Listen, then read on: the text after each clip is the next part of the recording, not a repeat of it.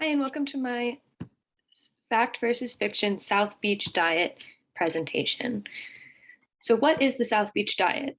The South Beach Diet was developed by a cardiologist, Dr. Arthur Agatston, in 2003. It's a three-phase diet plan focused on balancing the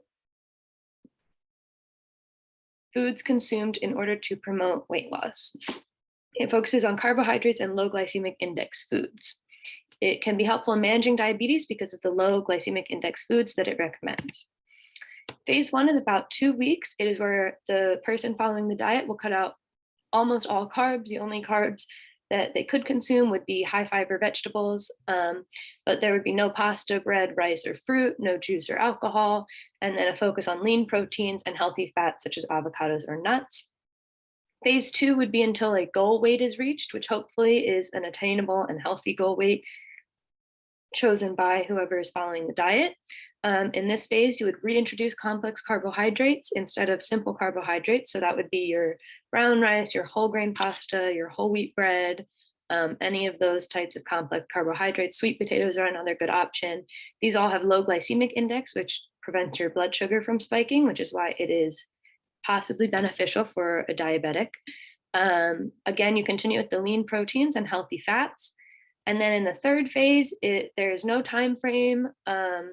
It is a maintenance phase where you continue using the guidelines that you use to continue behavior changes. You can then reintroduce the other foods that you want to consume, such as juices, alcohols, sugars, simple carbohydrates, but keep those in moderation and focus more on the complex carbohydrates that you had reintroduced in the second phase. So what does the research say about this diet? There are possible deficiencies in micronutrients, as with any popular diet where you're restricting things.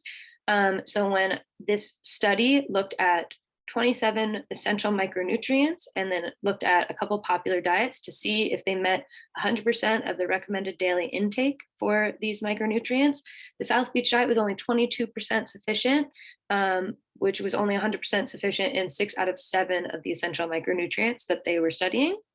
In order to be 100% sufficient, still following the diet recommendations in all 27 micronutrients, the South Beach diet would have to be consuming 18,800 calories every single day, which is not a sustainable diet.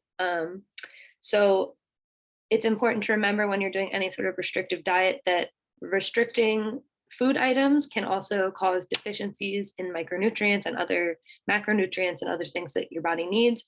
This study found that the most commonly insufficient micronutrients were B7, vitamin D, vitamin E, chromium, and iodine. So if you are on the South Beach diet, you would need to pay attention to those and maybe try to supplement or make sure that you're getting your micronutrients from some other way. This graph is just showing the South Beach diet compared to the other diets and their sufficiency plus the average amount of calories consumed every day on this diet. As you can see, the South Beach diet is one of the lowest sufficiency rates, which is not great. So definitely wouldn't be sustainable in the long term.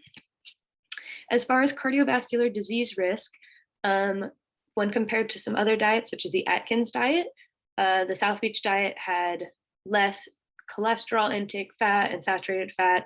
And then because of that, it improved lipid parameters such as total cholesterol, LDLs, and HDL cholesterol. So because of these improved lipid parameters, that reduces cardiovascular disease risk. And while there are not that many studies done for long-term effects of the South Beach diet, it has been found that diets that have higher glycemic index foods decreased HDL levels, which increases cardiovascular disease risk. When compared to what is the gold standard of cardiovascular disease risk diets, the American Heart Association diet is much better than the South Beach diet, but that is to be expected because it was designed specifically for cardiovascular disease. So it's good to keep in mind that because of changing behaviors and changing lifestyle factors with the South Beach diet, you could also reduce cardiovascular disease risk. But again, there aren't that many studies that have been done on it, so it's not a sure thing. So what's the verdict? I would say that It's a good diet to follow for managing diabetes because of the low glycemic index foods that it recommends. Nothing is really sustainable in the long term when you're restricting a lot of foods, but it's good to learn the behavioral changes and then grow from that moving forward. Everything in moderation is always important, but there's no quick, easy fix for losing weight. So let the buyer beware. Keep that in mind. Here are my references, and thank you for listening.